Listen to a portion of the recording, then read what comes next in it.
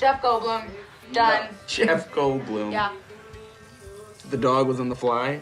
I think it's good. You don't name a dog Jeff. Why would it be named Jeff It wouldn't be Goldblum? named Jeff, it would be named How do you Jeff know that the Goldblum. dog is Jewish, first of all? How did you just assume, how'd you make that call? That's the dog's name. You're The welcome. material and about Alex isn't exactly light and fluffy. What first attracted you to the role?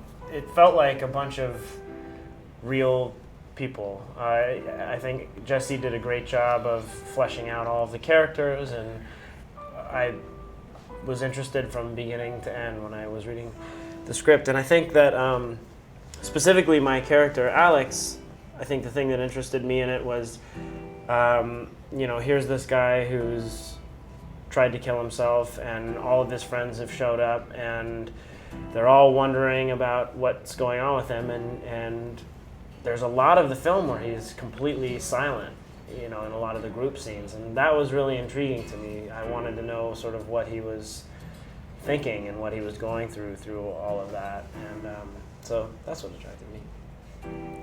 I agree with him. I thought the script was really well done, and I really liked how all of the characters dealt with each other and how many layers there were to every relationship, and it felt very real and nice.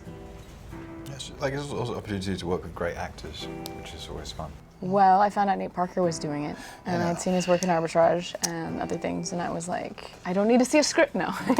That was a big part of the reason, but I also really loved the script. It was. I It love was. these things because this is how it comes out. I'd seen his work in a lot of things, and he was already attached, and I met with Jesse, our gracious leader, who's the most communicative, sweet soul possible, and he's a writer-director. So I was excited to work with him, and I felt like it was nice to do a character-driven piece, and you know, like you said earlier, the youth of it and this very millennial feel was really attractive too.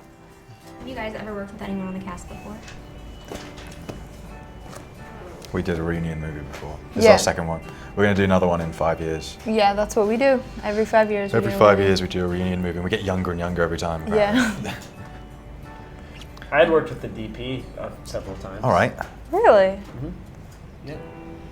We did Good Dick and The Perfect Family and I Am I. And Okay, that's enough. All right. Nobody. That's another thing as well. I don't think Weird. that is With a group strange. this like 7 Especially in people. this business. I've known Max Minghella and Jason Ritter over the years, like through mutual friends. But I don't think we've ever worked together. We've worked together since, but not when we did this. That's great, yeah. I never thought of it that way. Yeah, but it was, you know, pro bonding, group bonding in a cabin in upstate very quickly.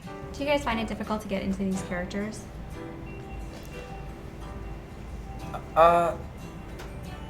You know, I think it got a lot easier for all of us once we started to get to know each other, and we started to sort of create the history between us. It was almost like, at least for me, it felt like the character was created not so much like in my own head or by myself, but like in relation to everyone else. Like I kind of knew who Alex was to Sarah and to Isaac, and you know, for this part it sort of made sense that a lot of his identity would be wrapped up in what other people thought of him, and not so much about, you know, when he's left alone, he doesn't really know. I think he feels sort of like a cipher. So I found it through everyone else's characters. Everything is difficult for me in general, so I would include getting into that character difficult, but difficult in a fun, challenging way. I mean, I thought the character was quite similar to myself, so I liked that about it. I thought that was fun to try. Did not having access to social media and all those conveniences help you get into character? I think it helped with the group dynamic. I think there is a certain like unspoken kind of. Yeah, and also like not being on your phone right before a take is probably like helpful to your performance. Yeah. And it reminds us what we used to do when we got bored, and that's talk to each other. You know, it's like the phones have become like a defense mechanism. It is totally a defense mechanism. I was thinking the other day what a movie set must look like without a phone, without a cell phone. I imagine lots of newspapers and like people talking to each other. But now it's really like you sit in your trailer or your chair. And everyone. Yeah. Or your iPad. So they picked a great location in Windsor, New York, where the only Wyndham. Ooh, it's okay. Excuse me, all Wyndham Nights. But yeah, where the only reception was 100 yards that way under that tree, maybe, unless it rained, and it rained a lot. Yeah, so it was good. It was good. I loved it. To me, it was a great opportunity. I really do spend a lot of time on my phone looking at stuff and trying to figure out what to do or say next. And so I really took it as an opportunity to disconnect. And we were in such a beautiful area, and got to see a couple sunrises, and just get back out in nature. Yeah, man, it's good to get off the grid. Yeah, dudes. It's nice, Sometimes you find when you disconnect, you connect. Yeah, you reconnect. You reconnect. You connect. There's no, connecting without disconnecting. Yeah. So think about that. Yeah. What was it like behind the scenes? We were best friends. Love fest. Yeah, it was great. We all got along extremely well, and I think that is a kind of like a high five to Jesse, because he picked a crew I picked a cast where there were no divas, no insane demands like green M&Ms, or it was like I want to have a trailer or a dressing room. Everyone None played of that. ball. Yeah, we didn't. It was like a big tent We were all with some together. curtains, and people would change, and they would do makeup, and it all happened under one roof. And we'd play music, and we'd play games, and we'd talk, and we'd. It was like summer camp. It was like summer.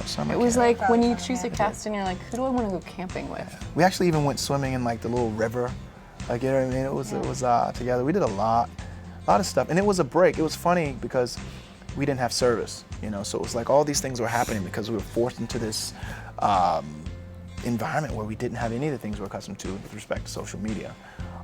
So then when we got back to, I remember for me, when I got back to LA, it was like, sensory overload. But it made me really appreciate the experience we had. It was a digital detox. What do you guys hope that viewers will take out of this film? I hope that people start to think about their relationships in their lives, and maybe some people from their past, and I would hope that maybe someone would come out of the movie and go, oh man, who I haven't talked to in a while? This person. And maybe I'll give them a call and see what they're up to, and we can reminisce for a day or so. That's what I would hope. It's just people reconnecting. It makes you think about like quiet dismissals as well, like when you press decline on a phone, and it's sort of this like a little white lie, but when they accumulate, they can be quite hurtful, probably. Yeah, I never thought about Yeah. that. Hopefully it'll make people want to reconnect with each other in a real way. I'd just say the importance of real intimacy. I don't think intimacy can really be achieved through a screen. There's even something lost in a Skype conversation. Oh, sure. You know what I mean? You can be looking at someone through a screen and it just doesn't feel the same. I think that we need to get back to the place where we take advantage of our ability to touch and feel in a 3D physical space. I think that what happened with Alex in the film, Jason's character, could have been prevented if he felt that there was someone there. It's like there's a line where Max's character says, where were any of us? Like that's my point. Like we were just not around. We haven't been, we've kind of reneged on our commitment to each other as friends based on this environmental change. It's like the things that you say you're gonna do when you meet someone, or the things that are assumed, like I'm gonna be your friend and we're on the same page, so we know what that means. And then I only learn about you through Facebook posts. That's kind of like not the deal. Yeah, just the sense that relationships are messy and worth showing up for, and that we could all nurture them in a little bit more conscious way. I like that, worth showing up for.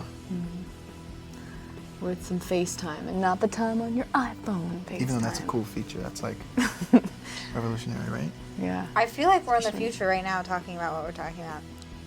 We are in the future. Like We'll this be in is about like 5 seconds.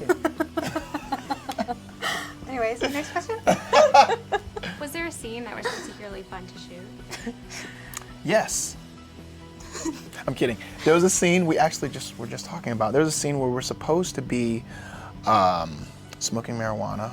Oh yeah. And there were a couple scenes a couple scenes, and we were like dancing, and there was music, and we were arguing about if the music was good, and how we felt about it, and it was funny because we're supposed to all, when the director comes in and say, okay, you guys are gonna be dancing and smoking marijuana. Now, of course, we're not smoking real marijuana, but our moves are real moves, so you're kind of looking around and you're seeing people's moves, how they move, if they have rhythm, if they don't. Luckily, it was like 5 a.m. and we'd been shooting, forever. God knows how many hours. But, so everybody was like, I remember it being fun because we were like zoned out. We were so like out of it because it was so late that we weren't really concerned with looking cool. We were kind of just like, we're gonna do what we do. I'm gonna expose my moves and see if people like them. My favorite scenes were when it was all 7 of us. Oh, that's true. It was really fun. It was like hard to shoot, I guess. Yeah. But that wasn't my job to worry about. Yeah. I just had fun. Yeah. I remember specifically those scenes. Like one of the dinner scenes was like they were really fun, but like we had scallops in front of us that had been sitting. There was more insects than you could ever imagine. Scallops were a poor choice. And like these like old 12-hour scallops, like swarmed with bugs. Remember that? Yes, and some of us wouldn't take a real bite because they would not put it in. I didn't take a real bite. Yeah, I remember people going. And you're like, you're not a real actor. And then at least one of the actors would just crush it, Jason Ritter. Oh yeah, Jason ate like 6 every take. People were passing their plates to him. You're just killing it for like 20 takes straight. And I'm like, are you full? He's like, nope. Free food. Were there any scenes that didn't make it to the final cut? I haven't seen the movie, so I don't know. You're not supposed to say that. Oh. She was kidding. No, she wasn't. I know there was. I'm watching it right now in my head. I'm sure there were. There always are. Stuff. Yeah, it's sometimes hard to see. If the movie's tight and it's edited well and the director does his thing, it's hard to know what's missing because it doesn't feel like anything's missing. And I think that Jesse definitely achieved that. I know that it's unhealthy to need too much from people, and I've been working really hard. Hey, who's got enough people you gotta explain yourself to, right?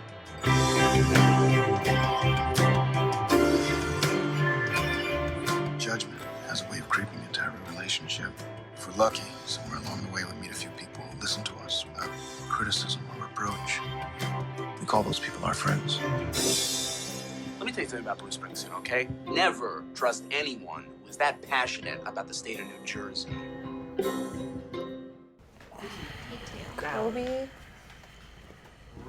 Kobe?